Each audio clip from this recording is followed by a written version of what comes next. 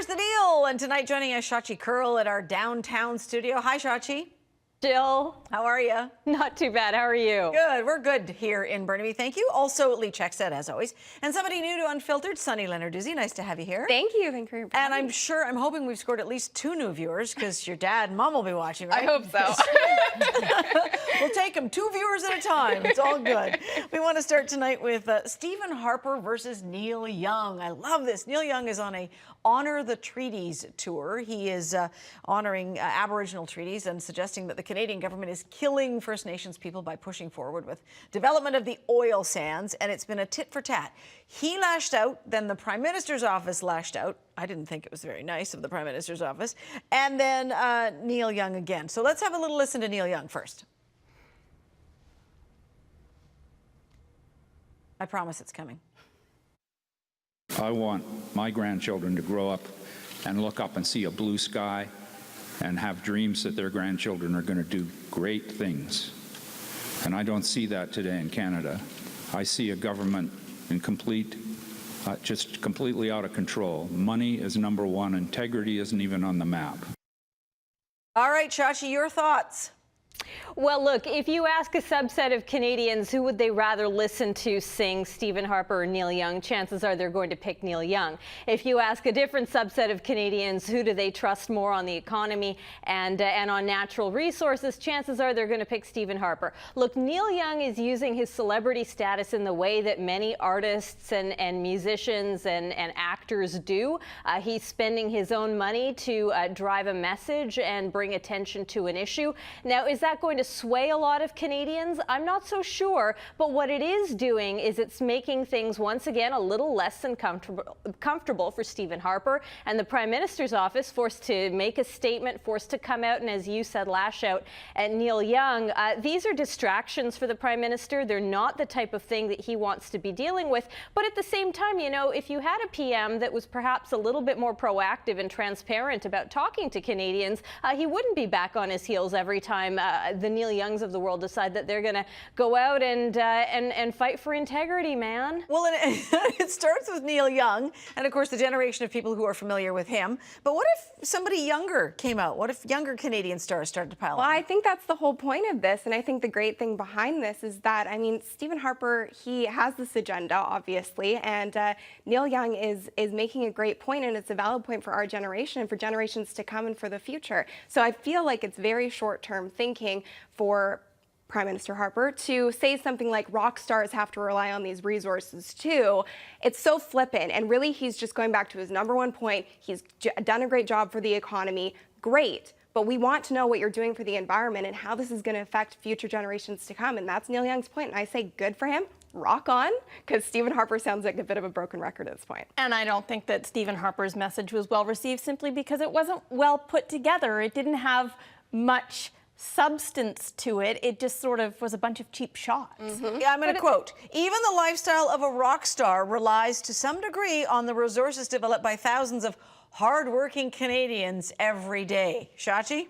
Well, look, I take Sunny's point and I admire her for caring about these issues. But, you know, time and time again, we see that younger Canadians are increasingly checked out of politics, checked out of environmental and economic issues.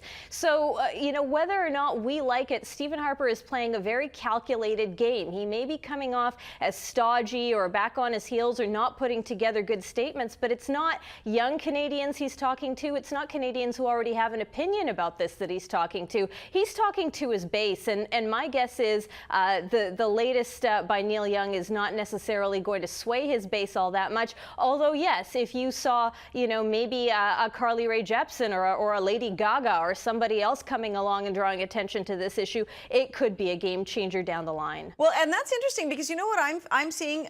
There certainly is a part of the baby boomer generation, a base for Stephen Harper, that will never vote anything other than Conservative. They're very happy with the way things are run. But I'm hearing a lot of young people really getting back to green values, the earth, and it's surprising me. I think the fact that Neil Young did this is making a lot of younger people pay attention, even if they weren't part of Neil Young's generation. Even if they never heard of him before. Exactly. But they're still, this is a rock star who's going on tour. They may be accessing more information about the oil sands than they would have otherwise. And I actually would like to thank Prime Minister Harper because he is making us get angry about this and care more. In our generation, we are going to go out and vote. I can speak for myself on that. I'm much more interested in politics at this point in my life than I was when I was younger. And when things like this happen with a rock star like Neil Young, obviously you're going to pay more attention. And I don't think it has to be somebody who's my age. Like no, but I think there's a whole fascination with celebrity now that there didn't used to exist so much, you know, that it wasn't that strong. All right, speaking of things that are really popular with people, Lululemon. Boy, I have a feeling this is going to be Chip Wilson and Lululemon's Annus Horribilis. Shashi, what do you think? Look, whenever we talk about Lululemon, Jill, you know my take on it. This is a company that built a very successful brand through brand marketing and a little bit of cult of personality here. But I think that Lululemon is turning into a bit of a lemon for investors. Their sales are really starting to take it on the chin.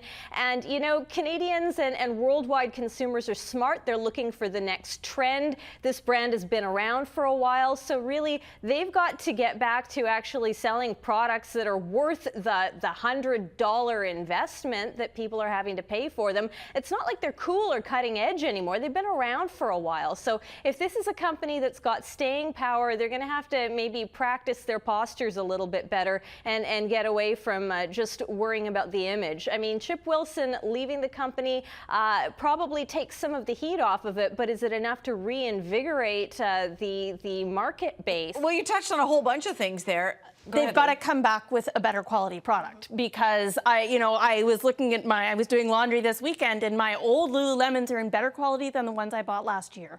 And I think that the company can rebound, but they have to go back to why people started liking them to begin with.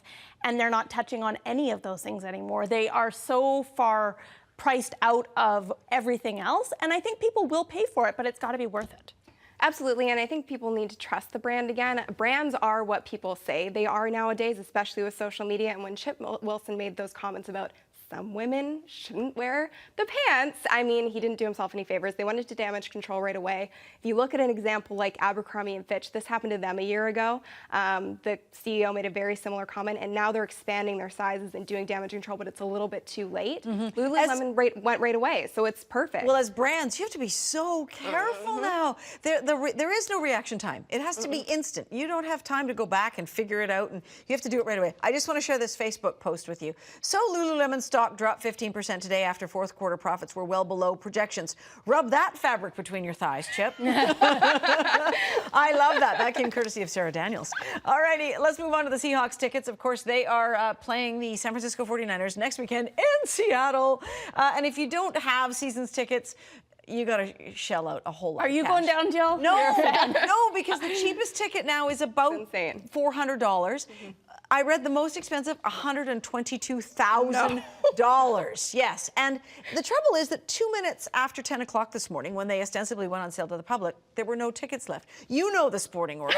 You know demand on tickets for games. I was going to say through osmosis, I know the sporting world. But yeah, I mean, Seattle's got to do what they got to do, and they have that 12th man. I just went to a game in December, and I have to say that is one of their biggest allies out there, and the team really gets the crowd involved. So they are packing the stadium with their fans. They're not really wanting the San Francisco 49er fans there. Apparently, they're making it difficult, if not impossible, for 49er fans to get tickets. But isn't this just part of the excitement? I mean, Seattle hasn't been a very good team for very many years. Is this just part of No, they made a run to the Super Bowl. Once, 2005. Yeah, it wasn't that many years ago. Yeah.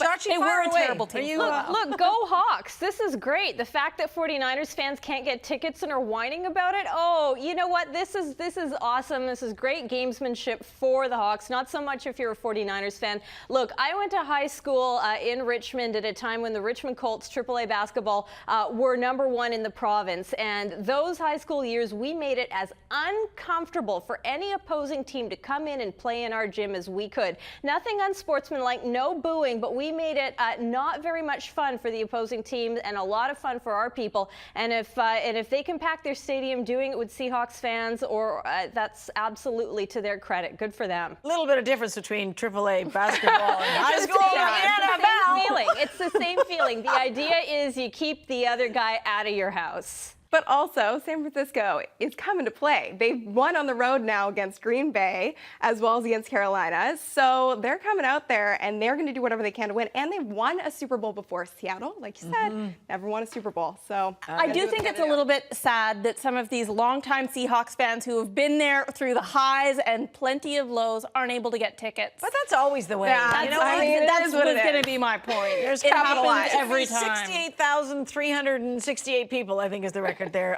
next weekend or this coming weekend. So, all right, Shachi Curl, nice to see you. Thanks for joining us.